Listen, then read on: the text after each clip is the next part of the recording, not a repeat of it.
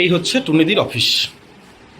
So টুনিদির অফিসে আসতে গেলে আপনাদের কিভাবে আসতে হবে আজকে এই ভিডিওর মাধ্যমে আপনাদের সেটাই দেখাবো। দেখুন এইদিক হচ্ছে বগুলা স্টেশন। বগুলা স্টেশন থেকে আপনাকে বাস স্ট্যান্ডে আসতে হবে। প্রথমে বাস স্ট্যান্ডের এখানে এসে আপনার 3 রাস্তার একটা মোড় পড়বে, 4 রাস্তার মোড়ও বলতে পারেন। এদিকে চলে যাচ্ছে হাঁসখালি, আমি একদম বাস স্ট্যান্ডে দাঁড়িয়ে রয়েছি। আর এদিকে চলে গেল কলেজের দিকে যাচ্ছে, এটা কলেজের দিকে যাচ্ছে। তো সোজা হাঁটবেন,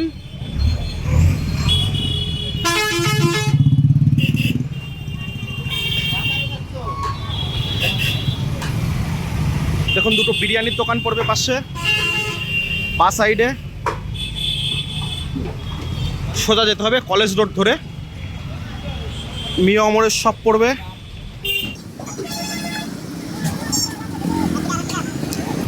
টুনিদির অফিস যেতে গেলে আপনারা কিভাবে আসবেন এই ভিডিওর মাধ্যমে আজকে আপনাদের সেটাই তুলে ধরবো। বাস স্ট্যান্ড থেকে আপনাদের কলেজ বগুলা শ্রীকৃষ্ণ কলেজের দিকে আসতে হবে।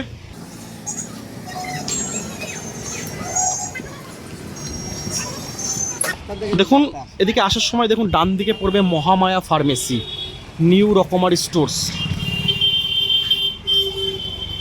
আর বাঁদিকে পড়বে পরিধান, এই যে পরিধান বস্ত্র প্রতিষ্ঠান রয়েছে এখানে। এবং ডান দিকে রয়েছে মান্না জুয়েলার্স।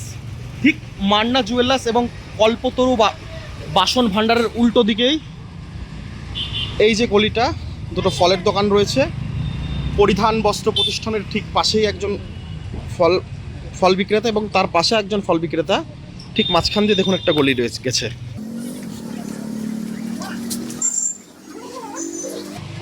সংখ্যালয় জুয়েলার্স, তার মাঝখান দিয়ে গলি।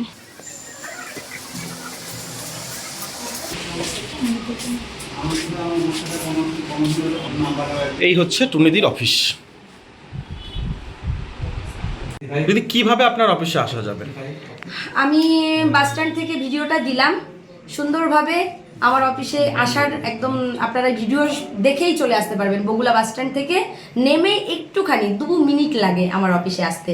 আজকে রবিবার, বাইরে প্রচণ্ড ভিড়, অনেক দূর থেকে লোক এসছে। আর আপনাদের কাছে যেটা আপনাদের অভিযোগ আমি ফোনে কেন কথা বলি না, সব থেকে বড় কথা হলো আমি যদি ফোনে কথা বলি তাহলে আমি কিন্তু কাজটা করতে পারবো না। আমাকে প্রতিদিন কাজে যেতে হয়। সপ্তাহে 7 দিনের 6 দিন আমি কাজ করি, একদিন আমি অফিসে বসি। আজকে রবিবার প্রচণ্ড ভিড় হয়, 50-60 জনও হয়। সেই আন্দাজে আমি সবাইকে একটু সময় দিই।